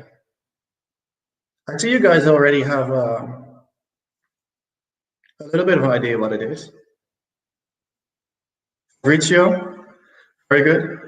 The version of a product. Okay. Yeah, nice. Let's go. So I promise you to talk real business, right? So let's do that. Did you know that the duration and the cost of your product can be reduced by 50%? And did you know that the product design is more than just about the looks? It is about the functionality, testing the safety and the legality as well. You do not only want to know, oh, people think it's beautiful. No, you want to know if it actually works. You want to know if people know how to use the product or if they want to use it. Finally, you can increase the likelihood of investments in your product or even your entire business. So, and as you know, this is all achieved by prototyping. But let's dive more into it. This is how we structure it. So we're first going to talk about what prototyping is, then why prototyping, what's the relevance, and finally, how to prototype. So we get into the first one, what? What is prototyping? So we've done a little research, and this is what we found or made ourselves, and we think is the best definition of prototyping. So prototyping is building an experiment to test design hypothesis, right? So you have a hypothesis and you want to test it. Therefore, you use the prototype. But second, why? And here comes the relevance. So why prototyping? Well, with prototypes, you can refine and validate your design so your brand can release the right product. That's basically it. According to Agile Ericsson, the main benefit of prototyping is that it results in faster and more effective design cycle. Because prototypes allow companies to test their design in a real world environment, so with real people, right, the real customers, before it actually releases. It's easier to identify potential problems and prevent costly mistakes down the road. So this way, designers can pivot more quickly and interact with the design to troubleshoot and improve any problem areas. So for example, take a car, right? I guess everyone knows what a car is and can imagine a car. Well, so Kia invents this amazing new car. It can fly super fast. And instead of finding out that people don't like the design of the doors after the release of 60,000 cars and basically spending millions on R&D, you could all prevent this by leaking just one single picture on Twitter, right? Just by that one picture, you could find out what people like. It would be retweeted. People would comment on it. No, instead, you're not waiting for this aha moment. No, you're just waiting until the end of the release after working for maybe 2 years, 3 years on it, and get the whole disappointment. So it is better to have a rough answer to the right question than a detailed answer to the wrong question. In the case of Kia, you might want to know what people think of, for example, the door, right? So people think, oh, it's amazing, but yeah, I don't like it because the door is not working, or I don't like the design of the door, right? And it doesn't sell. If you just had an idea of everything, basically what is relevant to sell this car, you could all prevent this. I would like to take you into some examples. So yeah, let's start off with Nike. always a very interesting company to talk about. So Nike collaborated with Off-White to create the Off-White X Nike Zoom Red Geiger 5. It's a hell of a name. But yeah, after a fine evaluation of the materials and an analysis of the product technologies, the next step is to create the prototype of the shoe. And this is what came out. The prototype has aesthetic and functional features, and it will be shown to the customers in order to make changes and update easy and quickly. That's what I told you. So they use this prototype to get real quick answers to the questions they have. So for example, as the product designer or the product owner of the shoe, they might want to test the spikes, for example, or the leashes.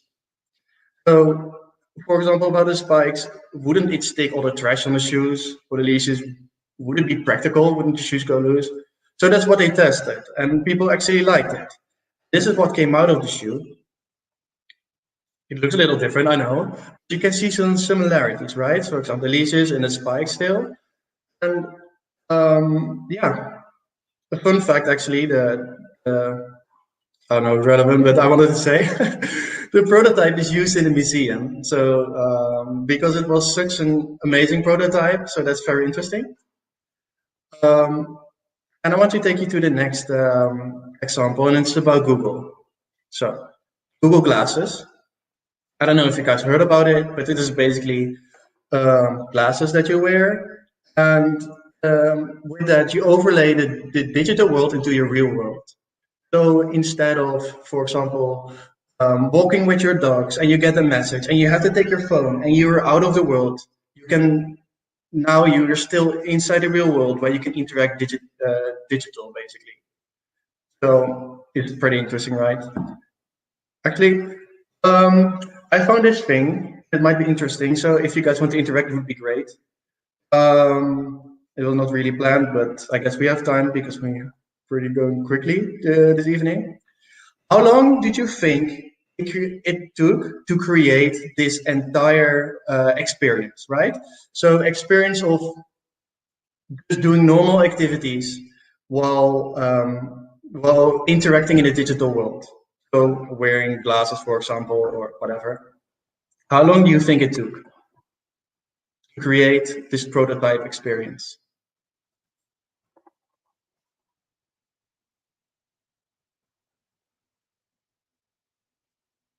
Might be a hard question, but I'll elaborate again. So they wanted to test the experience of being in the real world with the Google Glasses. So for example, getting messages, interact online. How long do you think the experience took to build?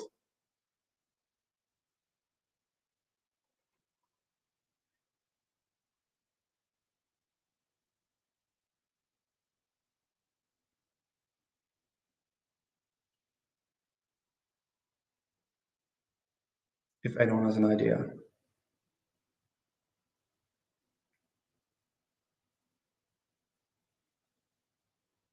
3 months, okay.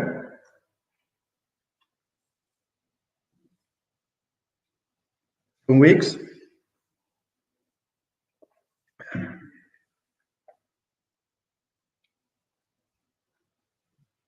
3 years. Anyone else?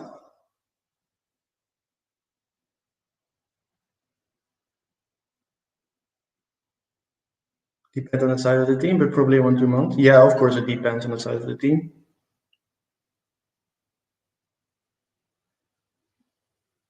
1 year.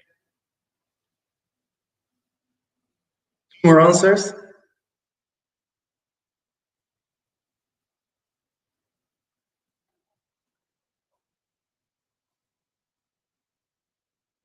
Anyone else? I guess. Okay, 1 more answer then.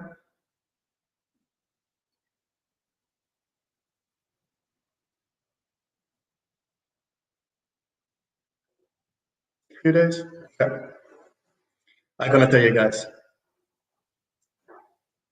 It took him 45 minutes to create, and this is what it looked like. I know it's not something that you expected, but as you can see, it has the whiteboard, a hanger, a coat hanger. It is connected to a netbook, and it has basically glasses and a thing on your hat. So that's how they tested it.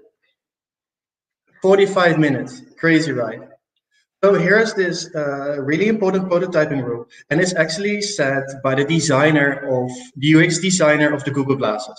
He said, find the quickest path to the experience. So for example, drawing, pencils, paper, or even like things like this, the fastest and easiest way to create a possible prototype for a product like this. Prototyping showed them the social awkwardness of moving your hands to control things, so that's why they created the glasses. They thought it would be comfortable to wear. It shouldn't weigh too much. For example, no one wants to wear glasses of 5 kilograms, I guess. At least not me. Not that I wear any that much, maybe in summer. And it shouldn't look too crazy because you don't want to make a fool of yourself. No, you want it to be cool, right? Because that's what Google is. But through a rapid prototyping process, they learned very quick and a lot about this experience, and they saved so much money by it. Now I want to go to the final example. So this is what the Google Glasses look like. Yeah, the final example, Grolsch beer bottle. I don't know if you know Grolsch, but Grolsch is a proud Dutch beer brand with a unique personality and a rich history of craftsmanship. It is known for the popping beer top bottles. I don't know if you know it. It makes it sound, it's very annoying here in the Dutch cinemas. Whenever the movie starts, we hear that popping sound, but it's become iconic. We can laugh about it. And yeah, it's become a real iconic beer. In 2004, Grolsch decided it was time for a new returnable bottle with the same iconic values, such as the swing top bottle.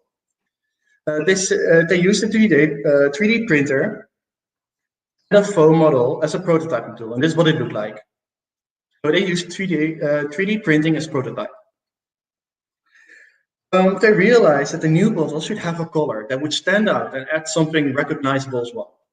The new bottle was given a robust and recognizable shape that fits in the hand perfectly, and a fresh green color to complement the design. Before this, you see this now, this is the Grolsch beer bottle now, the only way beer brands seemed to stand out was by using design on the labels. They were all brown bottles, the same shape, the same height. The only difference was the logo. But the new design communicates through a small neck label, and most importantly, embossed logo crafted in the bottle itself. So that's how Grolsch used the prototype. They did it to test if people would like it, and they did. And that's how they become very iconic and grew even more. So I took you through some examples. Now my colleague Tanai will tell you something really interesting about how to prototype. So stay tuned because this is really relevant.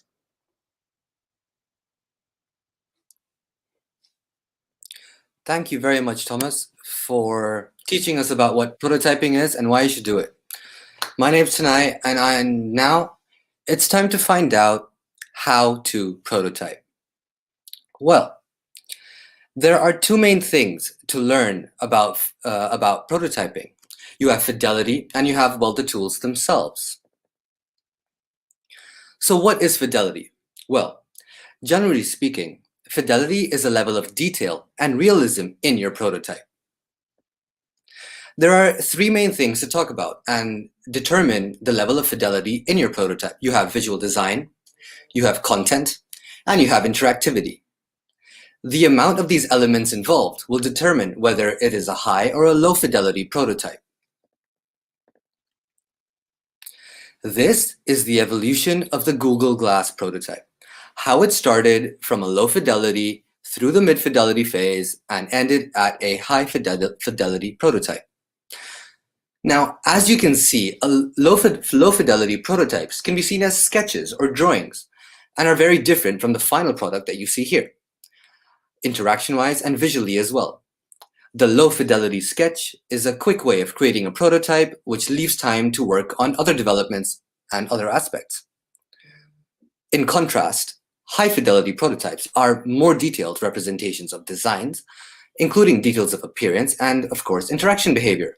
So, for example, the user could put the Google Glasses on and provide insight into the comfort level while wearing the device. High fidelity is required to evaluate and polish off final design details, and it is how the users can see the close to complete design of the prototype. We, Raindrop, recommend to utilize low-fidelity prototyping during the early stages of a design thinking project, and naturally high-fidelity prototyping during the later stages, when the test questions are a lot more refined. Now, now I'm going to walk you through the pros and cons of, well, the highs and lows of fidelity. So some pros of low-fidelity prototyping are, well, as you saw in the sketches, they're quick, they're easy, they're cheap to throw away. You can make new changes quickly and test new iterations again and again really quickly. They require minimal time, minimal effort, and they're available to everybody, regardless of your ability, regardless of your experience. All you need is a paper and pen. However, there are also cons to low-fidelity prototyping. Sometimes they're not realistic. Google's low-fidelity prototype was very, very smooth, very, very accurate. Another con of low-fidelity prototyping is that, well, sometimes due to the very basic nature of low-fidelity prototypes, the tests could lack validity, you know? So be careful not to make them too arbitrary, because then the user will not be able to provide valid feedback. Now, some pros and cons of high fidelity. Well, the pros. They're engaging to the users and the investors. Why? Well, because they're a vision that is tangible. You can see the vision and they can judge the vision based on their expectations and wants and needs. And as a result, the feedback from testing will be highly valid and very applicable. However, they come with cons as well.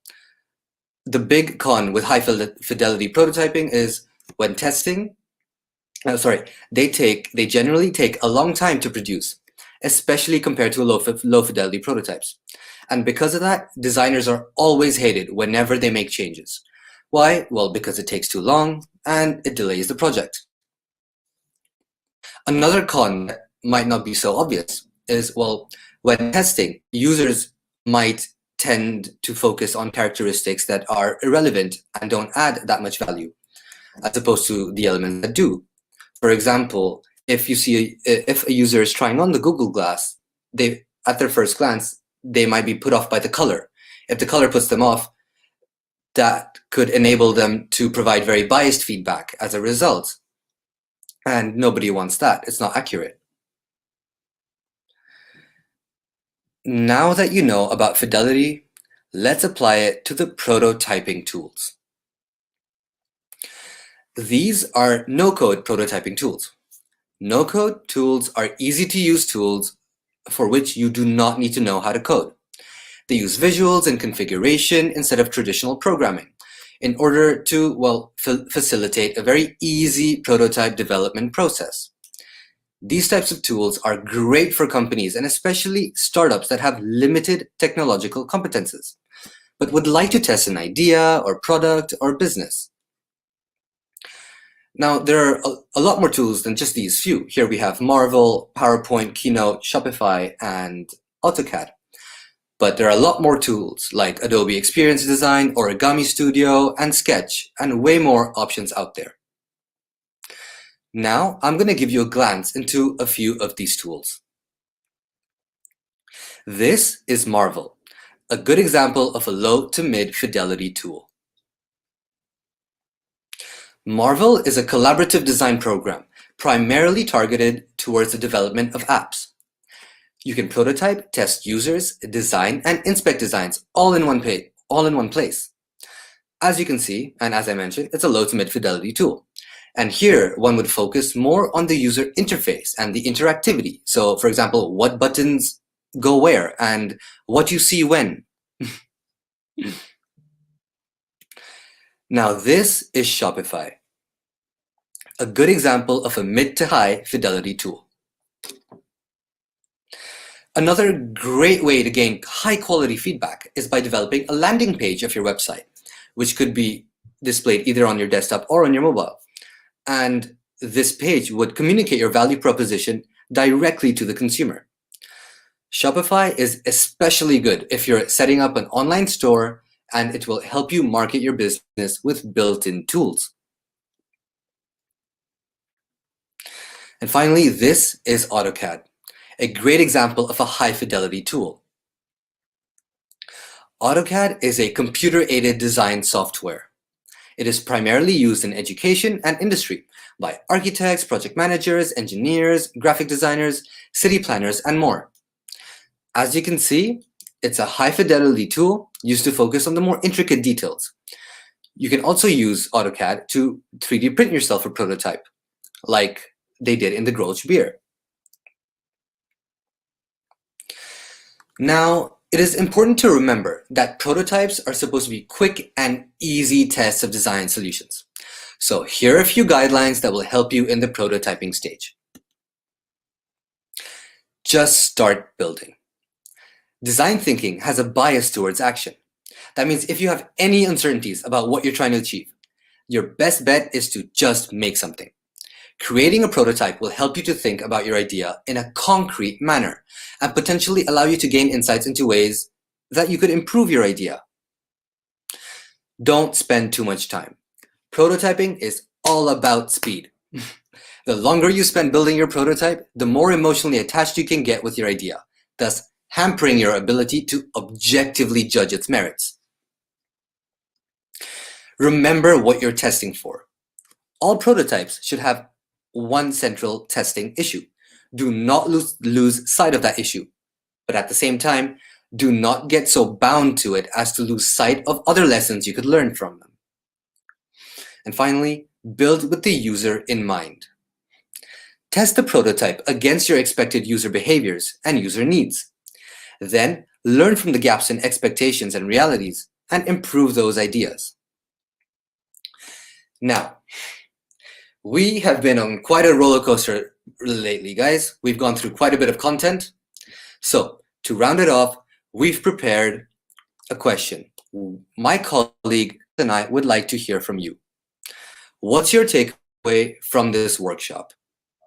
Why don't you enter the chat box any insights that have stuck with you, anything that you find inspiring or interesting, or anything that you'd like to take away. Or even if you have any questions, feel free to just shoot them into that chat box and we'll be more than willing to help you out and answer those questions. Exactly. Thank you very much, by the way, tonight for explaining it so perfectly. Of course. What are we seeing in the comments, Thomas? Yeah, let me check the comments. Anyone has any question, any comment, maybe how they can apply it? Because we showed you some tools, right? And these tools were mostly about like the online design. Also like the Google Glasses, right? You saw they just use pen and paper. They just use a whiteboard. You can prototype it anyway. It is just like Tanai and me both said, it is finding the easiest way to test it. I remember I was doing a project one day and I had to prototype for example, I had to prototype for events, how it would look like with personal billboards. And I was just walking around with an A1 paper with favorite supporters basically behind. And it might look a little bit stupid, but you saw the emotion in their face when I showed them the supporters with them behind it. They could take a picture at the very end when they achieved something. Like they achieved something too, right? So, yeah. Let's see what we have in the comments. I see some comments coming in. Hopefully soon. Yeah, prototyping can save a company from failure. 100% sure. 100% sure. No doubt about it. If it's as Thomas mentioned in his little example, if you can test your idea and test what's happening beforehand, test it with your users, you can save so much money as a company. Avoid failure completely. Yeah. Nice to not get emotional attached to an idea/concept. No. We need objectivity. 100%. Thank you for your relevant input. Anyone else get anything out of this presentation they can take home with them?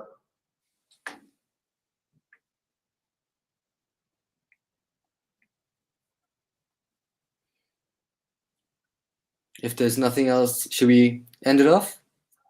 Yeah, sure. All right, well, Thank you guys. very much, guys. Exactly. Sure. Thank you very much, guys, for listening. I hope you guys are super excited to prototype now. And remember, prototyping is for everybody. You do not have to be an expert. No, 100%. Thank you. We give the word back to Andres. Thank you, Thomas. Thank you, Tanai. That was fantastic once again. Prototyping is one of my favorite topics, as you may know. And that was spot on. The way you approached the topic and the examples were very useful and practical. Thank you so much for the audience also for sticking around, because we've come to the end of this RBS Talks edition, Design Thinking edition. I do appreciate the fact that a lot of you stick until the end. So you could actually see the closing of this event. So we learned a lot about empathy, ideation, and prototyping, how to approach these topics, these stages within design thinking. But we also learned about the tools that we can actually use to apply this process of design thinking. Once again, I want to actually take the opportunity to thank all of the speakers that were involved into this process. Thank you for putting these fantastic talks together, and for all of the research and hard work that you put into this. I also would like to thank not only the facilitators and the speakers, but also the contributors, because without the research that the contributors were able to do, this event wouldn't have been possible. And also for all of the long meetings and long hours putting this event together. I'm very proud of this team of students, these candidates from the Masters in Consultancy and Entrepreneurship. Lastly, I would like to thank our partner, Light Innovation Kitchen, which aims to help essentially make innovation part of the culture of different organizations. Light Innovation Kitchen is a leading consulting firm when it comes down to innovation and design thinking, and we couldn't find a better partner to help our students understand the concept of design thinking. Once again, RBS Talks is just starting out, and we want to make sure that we get as many people involved as possible. There is a space for you if you're a student. There is a space for you if you're a lecturer. There's a space for you if you're an alumni. We want to collaborate with multiple stakeholders to bring you knowledge about the future trends on business, so we can discuss them and we can bridge this knowledge gap today. Help us build the future. I want to encourage you to email us to rbstalks@gmail.com, because this is how we can stay engaged. So if you find any opportunities, if you're any of the stakeholders I've just shown in the past slide, I want you to reach out to us. If you're a student, if you're an alumni that has an idea for an event or for content, or if you are an industry player, or if you are an organization, we would love to collaborate with you. And I want to keep this invitation open because I'm very excited to announce the next topic of RBS Talks. We are just closing the second edition, and I want to present you the topic for the third edition of RBS Talks, which will be circular economy. I will be publishing more information about this in the social media channels and perhaps also on the YouTube. So make sure that you stay tuned for more information. If circular economy is a topic that you're passionate about as an organization, I would like to invite everyone that's part of an organization, all of our alumni that are watching this, to contact us at rbstalks@gmail.com. Reach out so we can get the ball rolling and get started with collaborations for this particular edition of RBS Talks. Thank you so much for everyone that connected. This is the end of this event. I would like to close up the YouTube live and wish you a nice evening. Enjoy your weekend, and we'll see you at the next edition of RBS Talks. Enjoy your evening. Bye-bye.